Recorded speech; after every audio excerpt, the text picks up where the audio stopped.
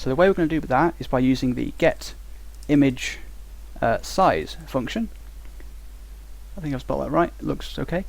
And this function takes one parameter, which is the location or the name of the image that you want to get information for. So this is just path, except path, not how you'd say that.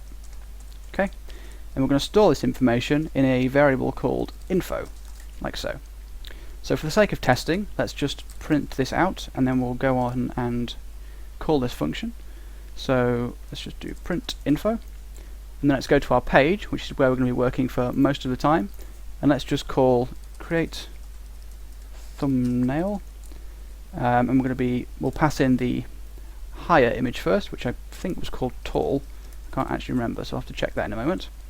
And for the second parameter, we'll just leave it blank for now, and let's just do 100 and 100 for the width and height.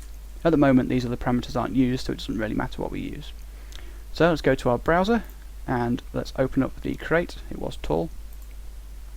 And as you can see, I've forgotten to include the file, so that was pretty pro of me. So let's just do that.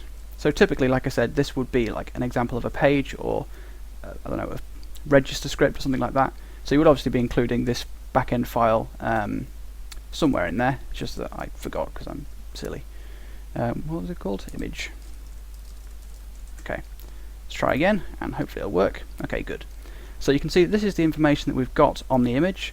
We've got its, well, it doesn't actually tell you what these are, but it's the width and height.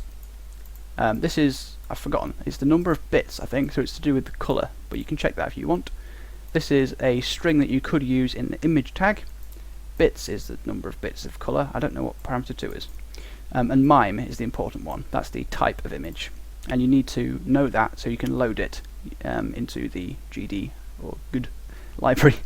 So that's why we're calling this function here. So let's go back to our script and carry on. Now we know what information we've got. So for the sake of convenience, I'm going to define another variable here called size. And this is going to be equal to the image size.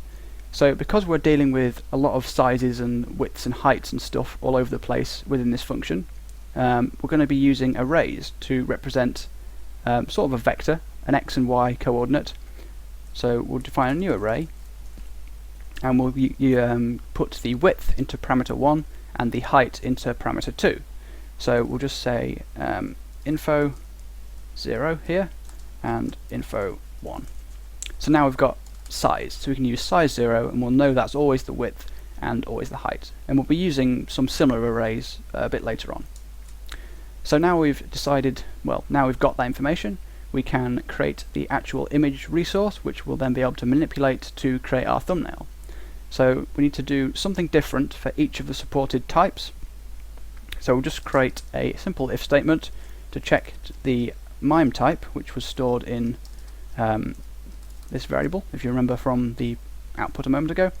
So if that is equal to image PNG, we'll do something, and if it's otherwise, if it's equal to the other ones, we'll do something different. So image JPEG, otherwise the other one is image GIF. So info MIME is equal to image GIF. Okay, there we go. And if it's none of those, as in the else condition, that means that this format is not supported, so we'll just return false. Like so. So inside each of these, we're going to be creating a variable called source, or src for short, which is going to be equal to one of the image create from functions. So these functions take one parameter, which is the file name, and they create a image resource, which then we can then use to do various things with, manipulate the image. So image create from, and then it's the type. So in this case, PNG, and it just takes the path like so. So what we can actually do is just copy this down into the other sections to avoid typos on the from, and then just change the name. So in the image JPEG section, it should be from JPEG, and in the GIF section, it should be from GIF, without the D. Okay, there we go. So then down here, we know that we've got a image source that we can use to, well, create our thumbnail. So now that we know we're okay, we can create a new image of the size that we want, to output in the end, and we're going to copy our source image onto that image. So that's the whole process. So let's create a new variable called thumb, short for thumbnail, fairly obviously, like so. And this is going to be equal to image create true color, the American spelling of color. That often trips me up, but never mind. This takes two parameters, one being the width and one being the height.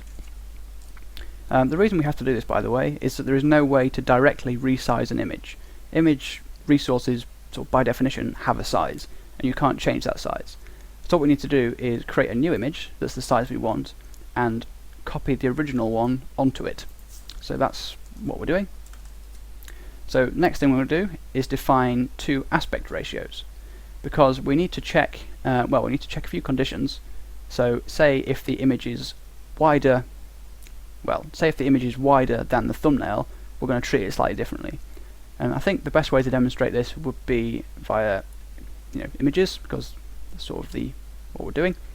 So let's just have a look at the two types of image we could have here. Oh, I was meant to hide those blue squares, but never mind. So say if the image is higher than the thumbnail we want, this is the situation we've got here. So what we're going to be doing is essentially cropping out the blue boxed area and resizing that to our thumbnail size. So hopefully that makes sense. It does in my head.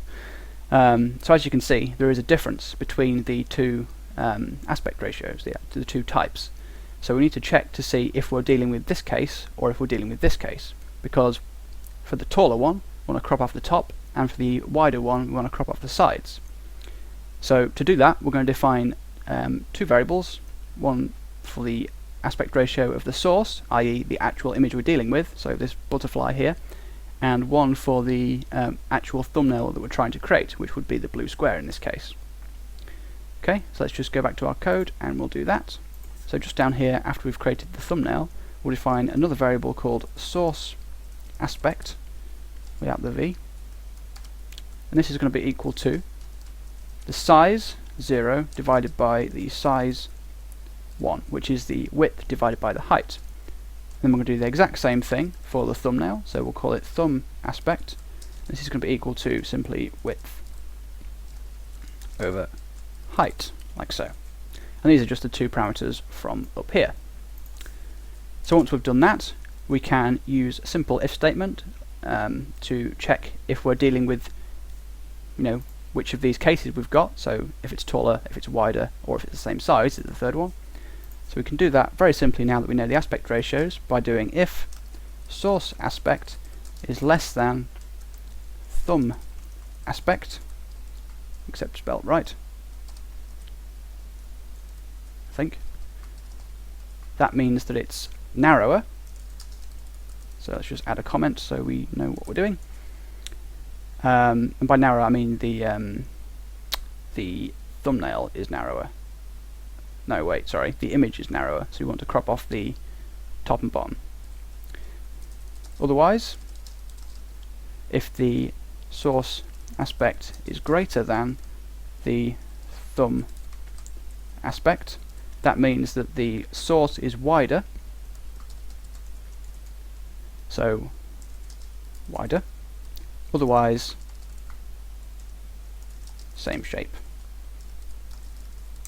Okay, so with that done, what we need to do now is decide on what's going to happen for each of these cases. And since I've just got to the 10-minute mark, I think we'll leave that for part 2. So thank you for watching and come back for part 2.